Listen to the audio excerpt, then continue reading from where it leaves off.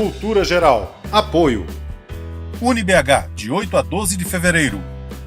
Uma semana de condições imperdíveis para você. Caixa de Assistência OAB Nova Lima. Caminho seguro para os advogados de Minas Gerais. Instituto dos Advogados de Minas Gerais. Mais de 100 anos produzindo conhecimento, igualdade, fraternidade e liberdade.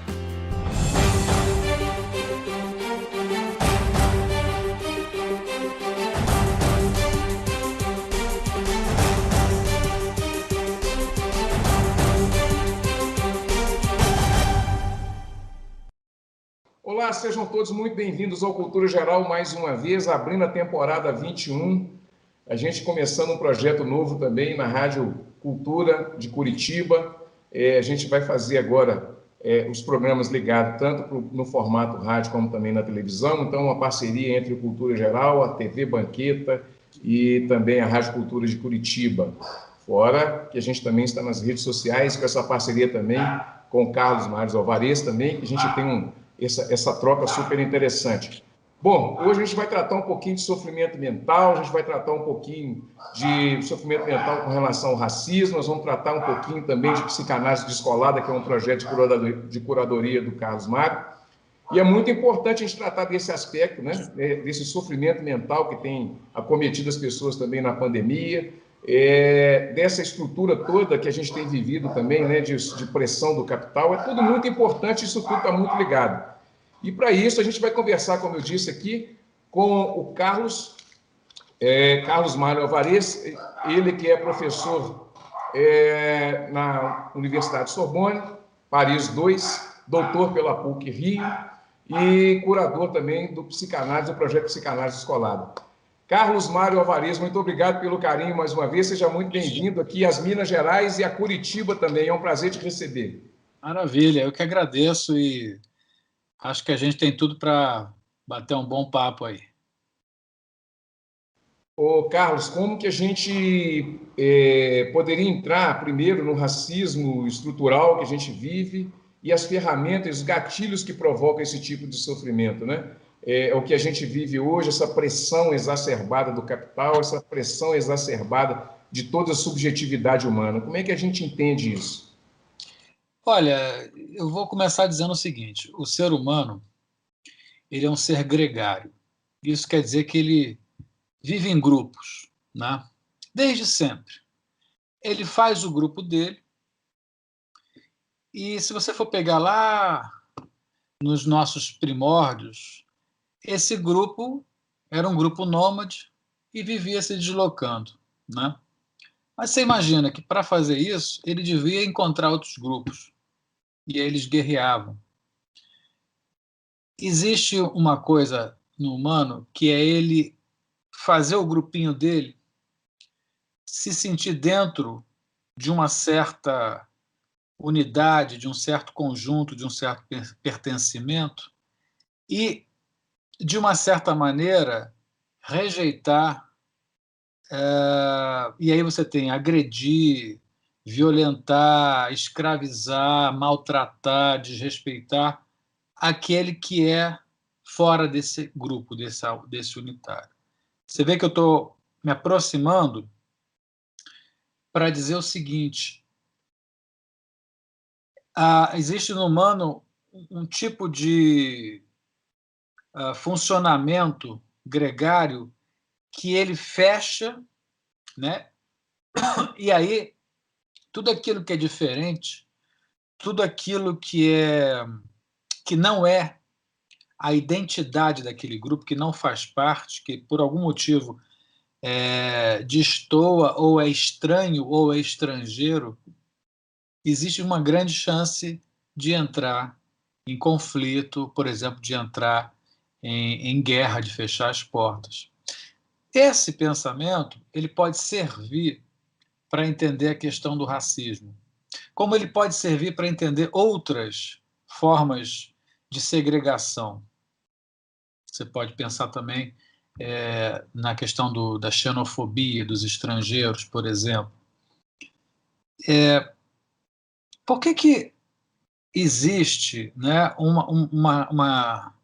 algo no humano que ele olha para o outro, classifica, avalia, julga e tira suas próprias conclusões, né? Porque é um tipo de pensamento, digamos, enraizado e compulsivo, que leva alguém, novamente, a ter que, para ele se defender, para ele se manter numa suposta existência íntegra, ele precisa ver que o que não é ele precisa ser, de alguma maneira, afastado. E isso pode ser muito cruel. O Freud chamava de narcisismo das pequenas diferenças essas formas de dizer, o meu é bom, o meu grupo é bom, digamos, a minha turma é boa, a minha galera é legal, agora aquilo que não é parecido comigo, aquilo que é diferente de mim, aquilo que não é meu, que não sou eu, aquilo é ruim. Esse pensamento, ele tem uma capacidade assim de funcionar no nível do pré-julgamento, do preconceito, e acaba sendo uma forma de segregar cruel. Então, o racismo, em parte, ele pode ser visto aí. Evidentemente que eu não tenho condição de esgotar esse tema, mas eu posso trazer alguma ideia sobre isso. Então, culturalmente, né, existe um processo de batalha, de guerra, de hostilidade, de violência entre brancos e negros, ou entre asiáticos, ou entre os, digamos, por exemplo, os portugueses brancos contra os índios, né? E você tem grupos, etnias, que estão historicamente há muito tempo no embate, né? Lembrar, por exemplo, que o Homo sapiens, que somos nós, surgimos aí, digamos, ninguém tem isso precisamente, há uns 200 mil anos atrás, e quando ele surgiu, o Neandertal, que precedeu ao Homo sapiens, estava aí. E o que aconteceu foi uma barbárie, né? O Homo sapiens destruiu o Neandertal, que era mais forte e tal. Você vê, esse tipo de comportamento, ele existe, ele está aí, né? Se você, por exemplo, vê atitudes fascistas, atitudes de violência, por exemplo, contra o negro ou contra talvez o dito homossexual, né? Sei lá, o gay, algo que faça uma questão e que irrite, né, o imaginário, o pensamento dessas pessoas, eles vão atuar maltratando, segregando, vão entrar em conflito. Então isso é do humano, isso é lamentável. É lamentável porque o que a gente pode opor à violência, ou ainda mais radicalmente, o que a gente pode opor à barbárie? Eu só teria uma ideia, a educação, né? Agora, o processo de educação ele é todo comprometido também com valores, com hegemonias, com poderes. A gente fica muito vulnerável diante dessas diferenças que são tratadas na radicalidade do ou tu ou eu, né? Ou vivo eu e anulo você, ou você me anula. E aí a gente está no pior dos mundos, que é o mundo da barbárie. Infelizmente, a gente não superou isso. E eu não sei se a gente está próximo de uma melhoria. Em parte, sim. Em parte, sim, porque já existem grupos e consciências e formas de educar as pessoas que já inclui muito mais respeito, seja, por exemplo, aos negros, seja às mulheres, seja aos idosos, aos grupos que sofrem, né, de uma certa maneira, algum tipo de perseguição, preconceito, maltrato. E, por fim, um comentário seguinte: existe no homem no humano, né? Quando eu falo homem, eu falo humano, há uma dimensão muito destrutiva, muito irracional e estúpida, né? Nós podemos ser criaturas estúpidas. E isso está o tempo todo aí. Você pega, por exemplo, a truculência. Por que uma torcida de futebol, sei lá, em bando, né? Porque sempre isso acontece, geralmente em bando ou quando alguém está com poder nas mãos, não está armado e tal. Por que eles pegam um ou dois assim que desgarraram da outra torcida e vão espancar, às vezes até a morte, né? Nessa hora, as pessoas parecem estar numa espécie de certo transe, então elas são obsedadas por um tipo de ideia que é essa, ou tu ou eu, ou você é subjugado e às vezes derrotado e às vezes aniquilado, ou eu, esse é o pensamento da pessoa, do grupo, né? Ou eu não existo, né? Ou serei eu aniquilado. Então essa radicalidade, essa dimensão exclusivista que um grupo pode ter em relação ao outro, isso é muito primitivo. Isso é animalesco no pior nível, né, do animal. Então, é torcer para que a gente continue discutindo isso e criar consciência através da educação, sabendo que a educação é também um problema, muitas vezes, porque os educadores nem sempre logram êxito, ou nem sempre são livres para poder aceitar as diferenças. Então, assim, toca muito, a gente sabe que fere e tem muita gente que gostaria de poder fazer algo e às vezes não sabe o que fazer, mas eu acho que tem que começar por cada um também, né? Em parte, e cada um se dá conta que nós somos todos ah, feitos da mesma matéria, né? Nós somos todos, enquanto humanos, pertencentes a esse tal de Homo sapiens, e podemos ser bons e ruins, e melhores e piores, independente do sexo, da cor, da crença, de onde nasceu, mas é muito difícil, né? Não vamos ser assim ingênuos nem utópicos, é muito difícil, mas há que resistir. Eu acho que a educação, inclusive a educação psicanalítica, ela pode contribuir.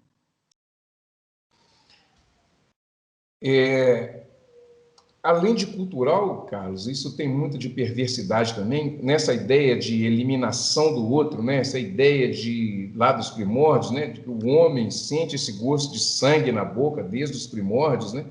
E isso fica ali no inconsciente, vem recalcado, isso vem à soma dos tempos e tudo.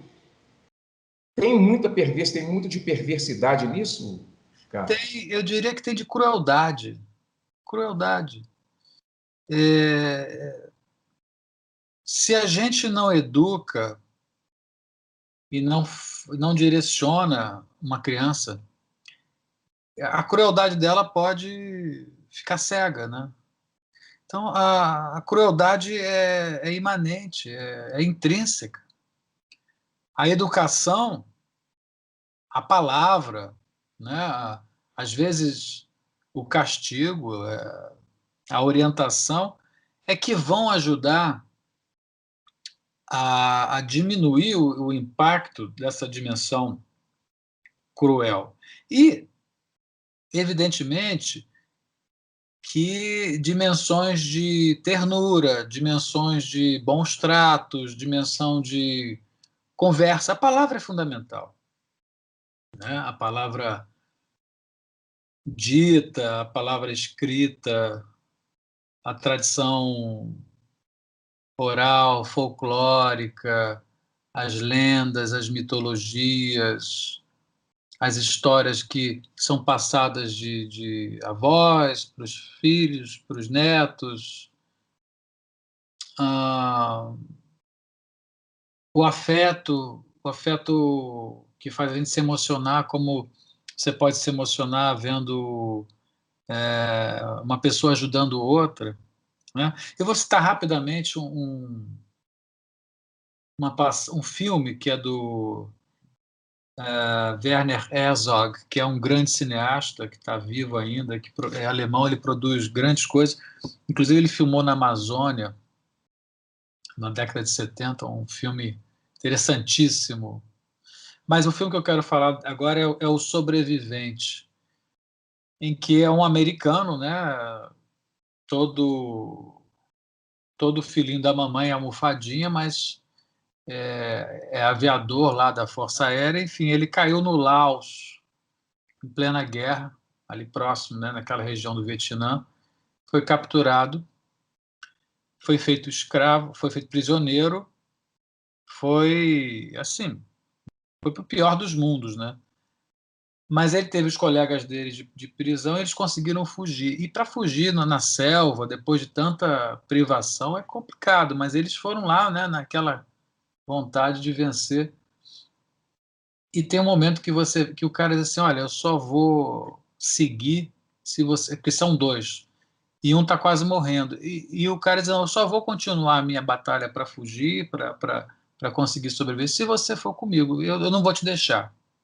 E aí ele carrega ele no colo e os dois vão fazendo. E claro, o filme tenta mostrar essa força que a gente tem, né, de resistir, de fazer uma união com um amigo, com as pessoas que a gente está vendo que estão em condições com a gente e sorguer-se e seguir adiante. Então esse filme, essa hora é muito emocionante, porque você vê que o valor de uma pessoa, da vida dela, está vinculado a ele poder seguir com a outra, porque se a outra não for, para ele não tem sentido. Ou os dois vão sobreviver, então eles fazem uma união, ou ele desistiria.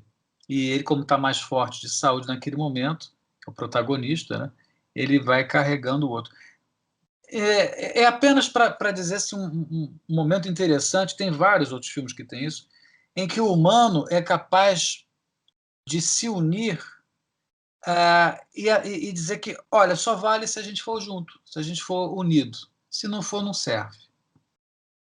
Isso é um gesto de amor, é um gesto de amizade. Você pode chamar de diversos nomes, mas é isso que nos salvaria, né, da barbárie e nos salvaria da violência e da crueldade. Uma criança sendo educada a partir de exemplos assim, né? Pode dar melhores condições nesse sentido. Bom, gente, deixa eu fazer um intervalinho, vou fazer um intervalo, daqui a pouquinho a gente volta aqui na TV Banqueta, também na Rádio Cultura de Curitiba. Um minutinho só, a gente estará de volta.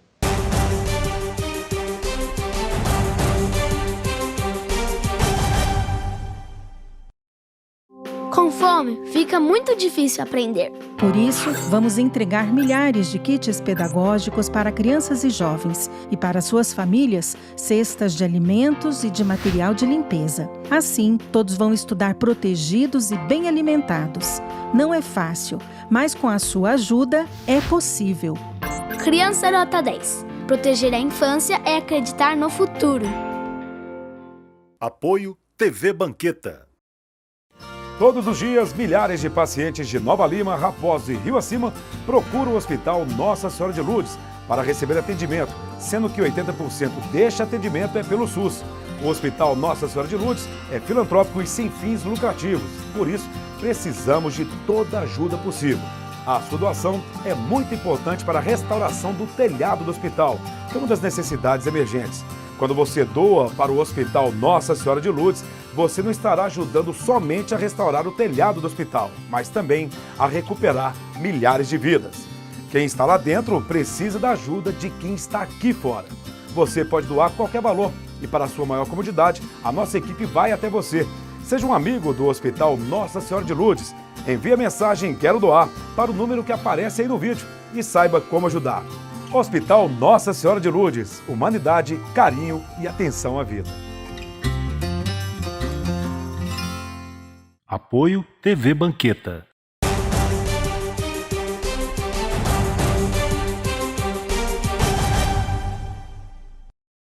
Bom, estamos de volta com Cultura Geral aqui na Rádio Cultura de Curitiba e também na TV Banqueta, nesse formato novo.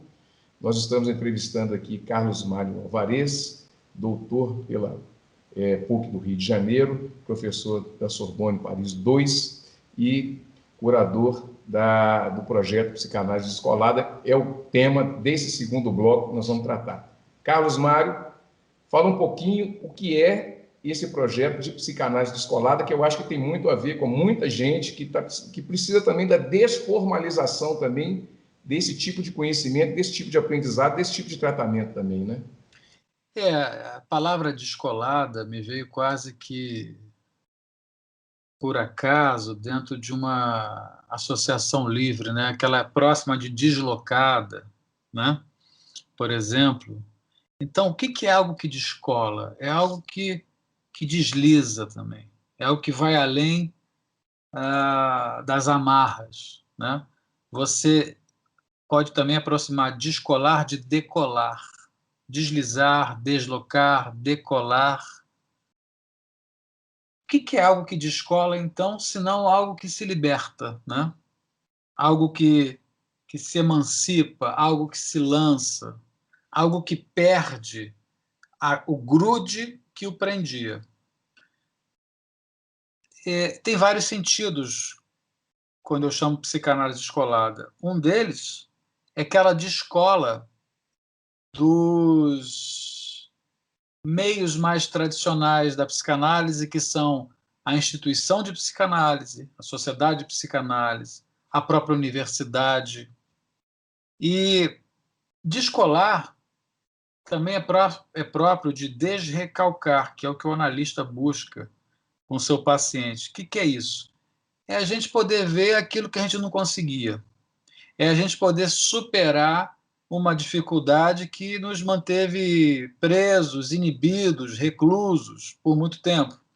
É a gente poder criar coragem para bancar o desejo. É a gente poder criar força na gente, energia, para poder superar uma dor, uma perda, superar uma dificuldade e seguir a vida acreditando que ela pode ser melhor, que ela pode ser mais criativa e com menos sofrimento. Então, é uma provocação essa ideia de descolar, né? Vamos descolar, por exemplo, de papai e mamãe e termos uma vida um pouco mais independente. Vamos descolar, digamos, de preconceitos, para ficar no tema aí do primeiro bloco, e vamos tentar deslizar com um pouco mais de liberdade. Então, quando eu fiz o projeto, inicialmente, ele começou em 1900, olha como eu estou pensando, em 2012, porque eu tinha terminado meu doutorado e estava querendo explorar um pouco a linguagem dos vídeos. Então eu peguei meu telefone, botei assim em frente, como eu estou aqui contigo no meu computador, botei em frente, gravei um vídeo sobre julgamento, né, o problema que as pessoas julgam as outras, coloquei no YouTube e no Facebook. Naquela época eu não tinha o Instagram, acredito, pelo menos eu não estava no Instagram. E, de repente, Ederson, eu vi que aquele meu vídeo sobre julgamento teve em torno de 10 mil visualizações na primeira semana dele.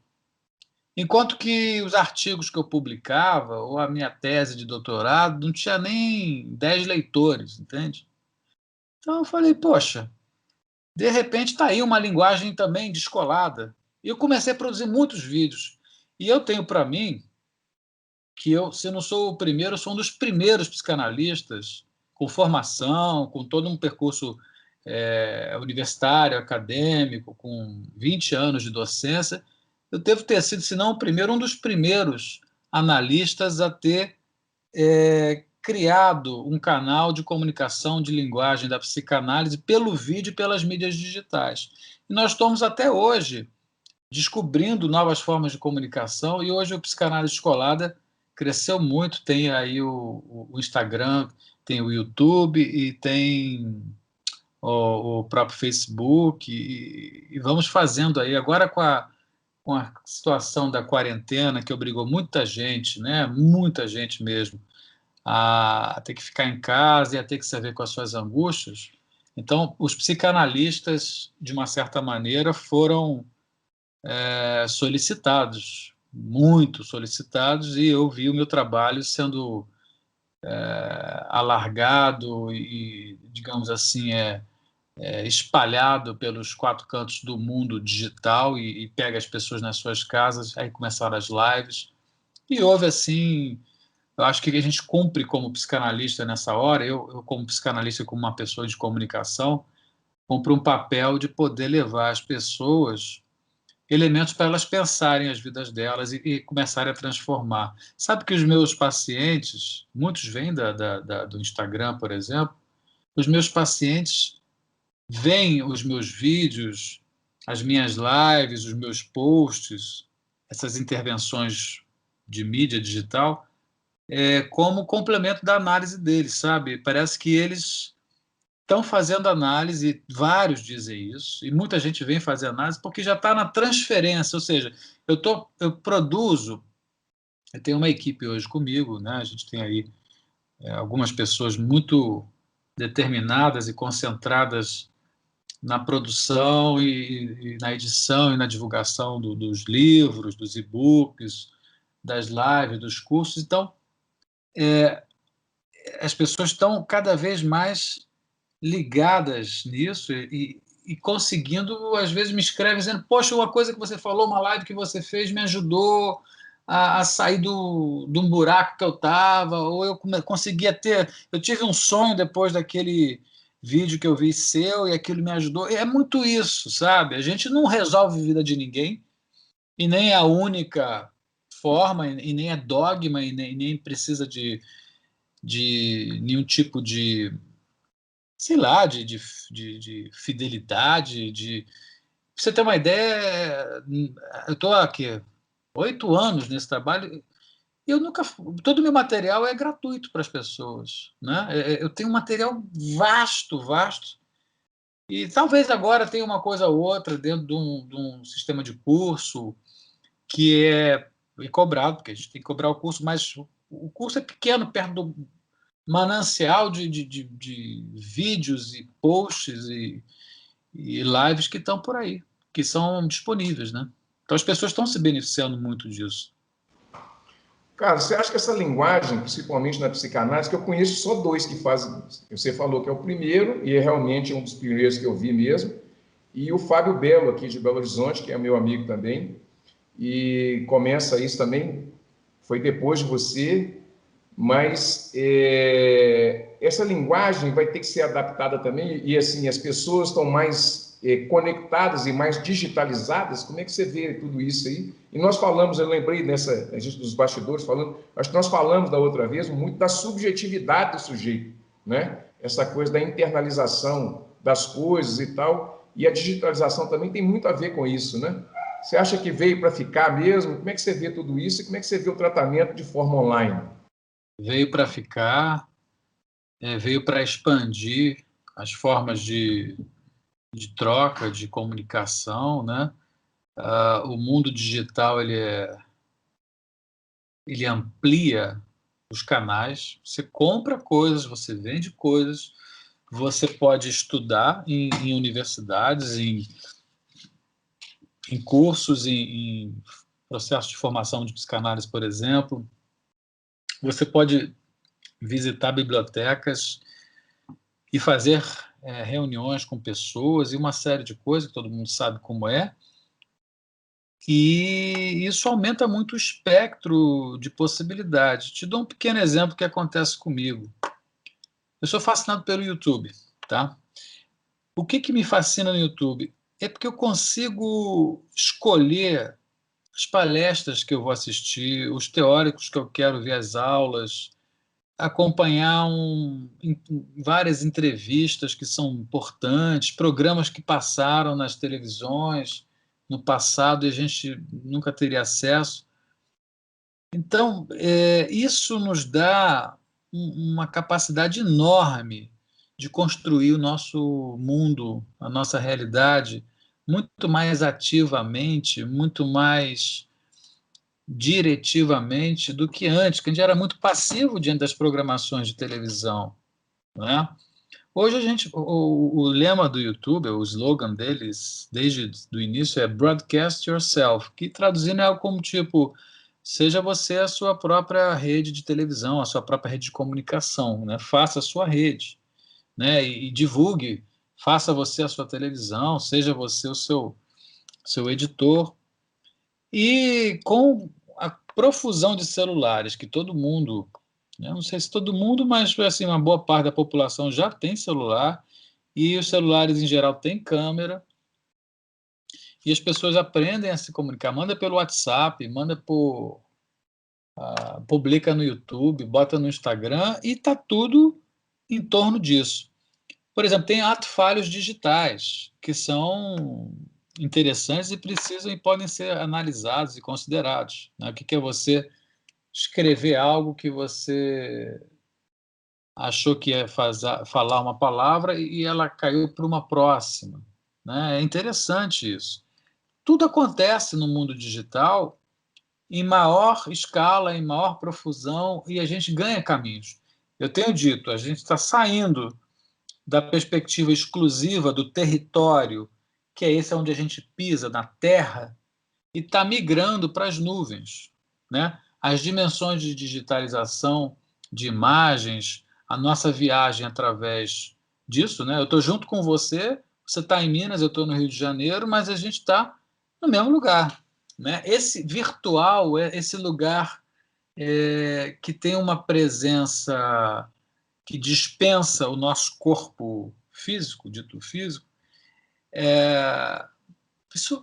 Olha, eu não consigo nem imaginar o que a gente vai ter daqui a 5, 10, 20 anos em termos de capacidade de derivação do espaço físico, né? Eu, por exemplo, acredito que daqui a uns anos todos esses aplicativos mais importantes, eles estarão unificados dentro quase que de uma central de cada pessoa. Você vai carregar, por exemplo, seja num aplicativo ou até num chip, todos os seus dados, né? Por exemplo, todos os exames de sangue ao longo da sua vida, todas as suas imagens de ressonância magnética, seus currículos, suas fotos. A gente vai ser assim, e muito em breve, completamente capaz de ter todos esses arquivos à mão, né? E as comunicações vão passar por aí. Ou seja, vai ser uma coisa, já é e vai ser cada vez mais frenético, múltiplo, excitante, interessante. Então, certamente, veio para se expandir, para seguir, porque, veja, o princípio que rege a experiência é o princípio da expansão. A mitologia, né, o mito do Big Bang, é isso, é expansão. Tudo está em expansão. E, ao mesmo tempo, tudo está em processo de extinção, né? Então, vamos viver o que há para viver, como tem a música lá do Lulu Santos, né, que é uma belíssima frase. Vamos fazer o que dá para fazer. Enquanto isso, né, a gente vai criando moda, vai inventando. É impressionante como é que a MPB ajuda a gente, né? Eu passo direto aqui pelo MPB, todo mundo passa também, os convidados passam também. Mas, Carlos, eu vou fazer mais um intervalinho, não saia daí. Daqui a pouquinho a gente volta com essa grande figura, essa grande personalidade que é o Carlos Mário Alvarez. Não saia daí.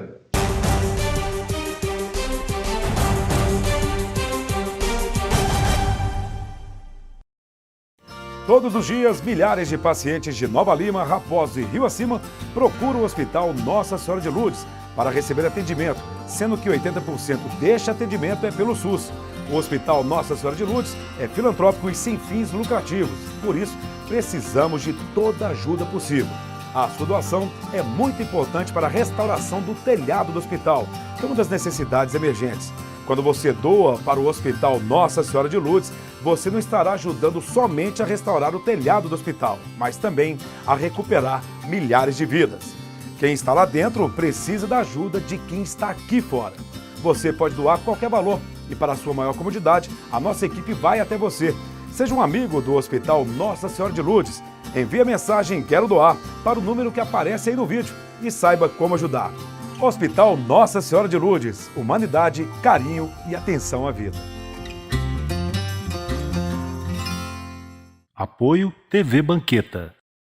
Com fome, fica muito difícil aprender. Por isso, vamos entregar milhares de kits pedagógicos para crianças e jovens e para suas famílias, cestas de alimentos e de material de limpeza. Assim, todos vão estudar protegidos e bem alimentados.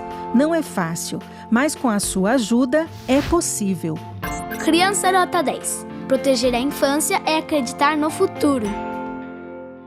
Apoio TV Banqueta.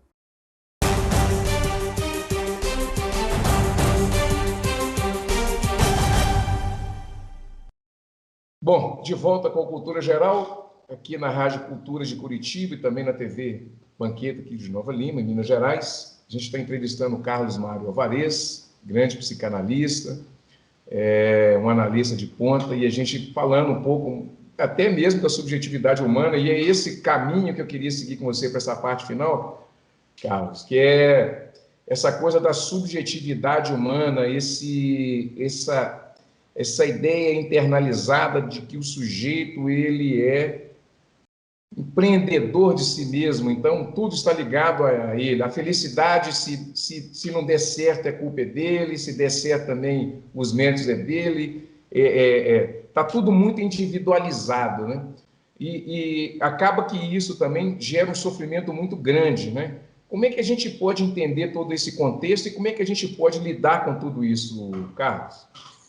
Olha, tem dois eixos que se cruzam e que são importantes e que a gente talvez ganhe muito entendendo eles. Um eixo é aquele que diz o seguinte: cara, você não existe sozinho. Você não veio ao mundo sozinho. Assim,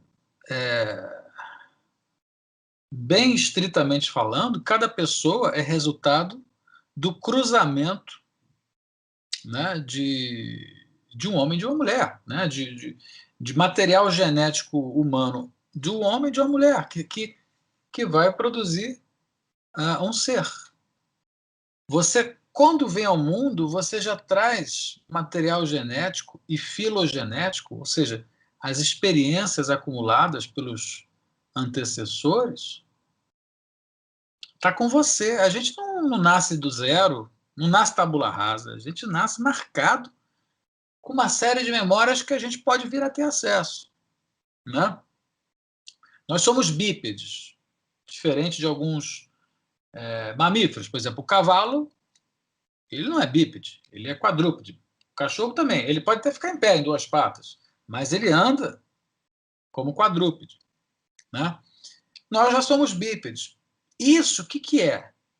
É porque, eu não saberia dizer quanto tempo, né? Mas por muitos e muitos e muitos e muitos, talvez milênios, né? As espécies foram aprendendo, foram testando, foram se desenvolvendo e foram evoluindo. Então, se nós somos bípedes, se a gente sabe que uma criança, por exemplo, começa a andar lá pelos seus 9, 10 meses, 1 ano, 2 anos, ela consegue andar, claro, porque tem o corpo pronto para isso, e esse corpo se fez, a gente não sabe como, mas veio sendo produzido, às custas de muitos outros corpos que vieram antes.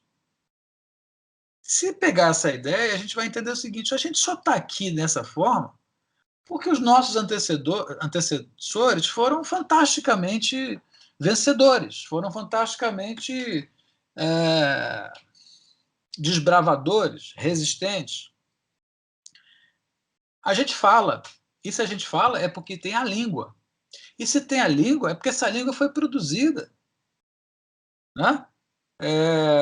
A gente vem falar uma língua. Na verdade, a gente pede licença para falar. A gente, entre aspas, aluga, no caso da gente aqui, o português, porque não foi nem eu nem você, né, que inventou o português, mas a gente usa, né? A gente está vestindo camisa, porque quanto tempo levou a humanidade para construir essa tecnologia que chegou a isso aqui? Ou então o relógio, o celular. Então, se a gente achar que a gente se basta, que não tem que ter essa reverência ao outro, é um pensamento muito pobre, né? A gente ignorar que a gente não faz nada sem o coletivo, sem o grupo, sem vários grupos, que a gente deve a pai e mãe, que a gente deve à família, que a gente deve à escola, que a gente deve à política, que a gente deve à ciência, que a gente deve à arte, deve no sentido de que tudo isso compõe. E foram pessoas. Esse quadro que está aqui atrás de mim foi pintado por uma pessoa que aprendeu e que provavelmente frequentou uma escola de arte, que veio de... Você vê, é tudo conectado. Então, esse é um eixo. O humano, se não tiver uma pessoa para pegar ele quando ele nasce, pegar ele no colo, acalentar, amamentar, livrar ele do frio, livrar ele, digamos assim, do desamparo inicial, ele não vai a lugar nenhum. Ele morre.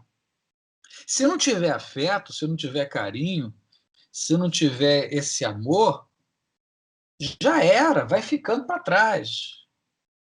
Então a gente não é nada sem o outro. A gente não tem, a gente é puro outro, nesse sentido. Agora, qual é o outro eixo da história?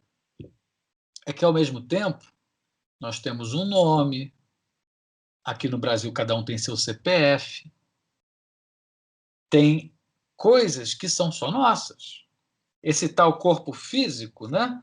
Que cada um tem lá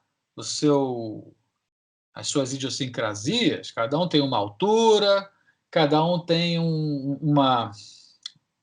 desenho da impressão, né? da marca, da digitalização aqui desse dedo, né? dessas linhas todas, da mão, do dedo. Né? Se for pegar e estudar o material genético, cada um é diferente. A íris, essas coisas que diferenciam as pessoas. E também, aí, como você veio falando, é a subjetividade. O que seria a subjetividade?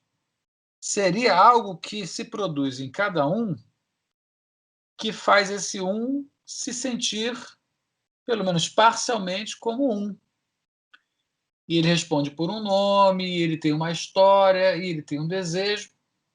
Só que isso é atravessado pelo eixo do outro, ou seja, o que a psicanálise vai mostrar o tempo todo. A minha subjetividade, ela só pode existir como subjetividade porque ela é atravessada pelo outro, pelos outros.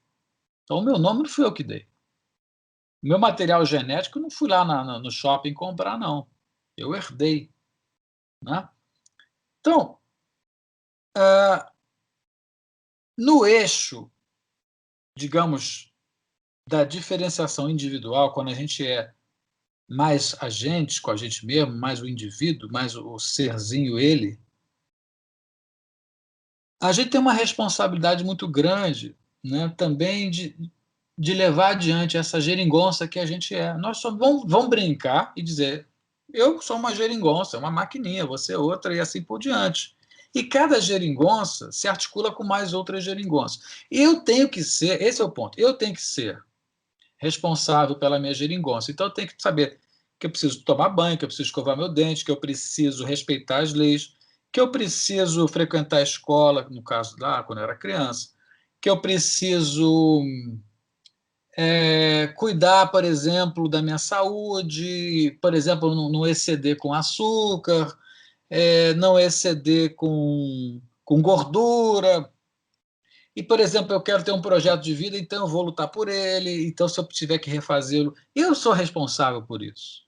Eu preciso ser, eu não posso deixar isso na mão dos outros, nesse sentido. Né? Porque senão não vou ser eu, digamos assim, aquele que vai estar assinando ou coassinando um projeto pessoal. Agora, não confundir a responsabilidade que cada um tem para levar a sua vida, para construir e negociando com o outro, fazendo uma política de convivência, uma política de boa vizinhança, por exemplo, né, onde cabe respeitar as diferenças, onde cabe segurar a onda da agressividade, né? Não confundir essa dimensão em que a gente tem uma responsabilidade por tocar a vida com um solipsismo, ou seja, com um delírio de que só existe eu, que só eu que vou importar, que o outro não vale nada, que é o que vai estar na raiz da segregação, seja ela qual for, né? Então, a dimensão subjetiva, ela existe atravessada pelo outro. E o que a psicanálise vai propor para um paciente que queira fazer análise é o seguinte: vem cá, cara, você está sofrendo, né? Bom, você não deu conta sozinho do seu sofrimento. Eu, como teu analista, eu vou começar a te ajudar. Então, você fala. Ah, mas vou falar o quê? Fala o que tiver à cabeça, porque nós vamos começar a descobrir coisas que estão emaranhadas aí que você não tem a menor noção. Você não vai falar isso com o teu amigo, não vai falar isso com o teu pai, não vai falar isso com a tua mãe, não vai falar isso com o teu chefe, não vai falar com o teu marido, tua esposa, porque é muito íntimo. Então, a psicanálise, ela produz uma intimidade, ela fabrica uma neo-intimidade em que a pessoa consiga ser mais altiva, mais dona do que ela faz. Ponto. Isso não quer dizer que ela não vai ter que prestar contas para os outros, que a gente tem o tempo todo. É isso.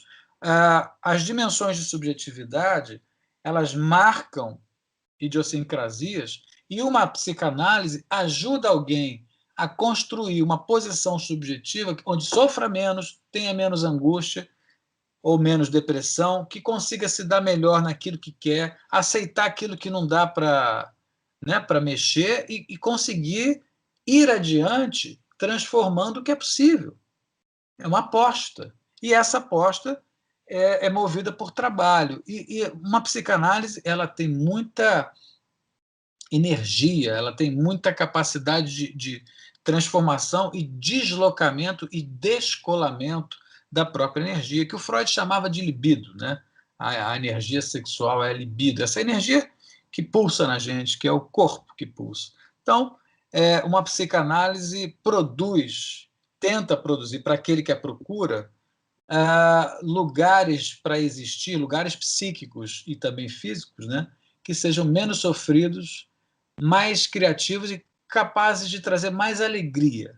Eu penso que seria essa a melhor resposta que eu posso te dar hoje sobre isso. Bom, gente, chegamos ao final desse programa super bacana. Lembrei aqui, Carlos, nós falamos da outra entrevista, nós falamos do Byung-Chul Han, nós falamos da Sociedade do Cansaço. Verdade. Não é isso? Quem quiser assistir, quem quiser nos ver e ouvir as outras entrevistas junto com o Carlos Magno, tanto no canal dele, nas redes sociais dele, Instagram, YouTube, tudo, é só acessar, né? Carlos Magno Alvarez, Psicanálise Descolada, você vai conseguir encontrar. Carlos, muito obrigado pela sua participação, foi um prazer mais uma vez, eu espero contar com você mais vezes dentro dessa parceria nossa, viu?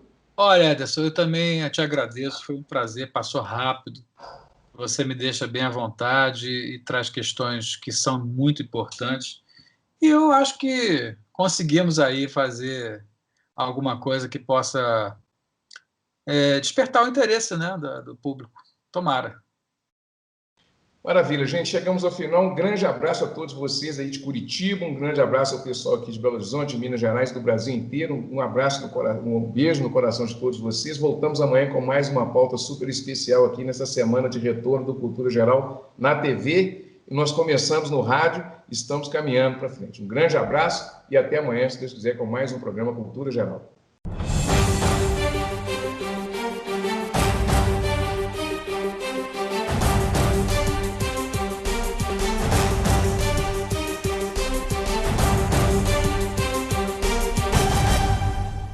Cultura Geral. Apoio.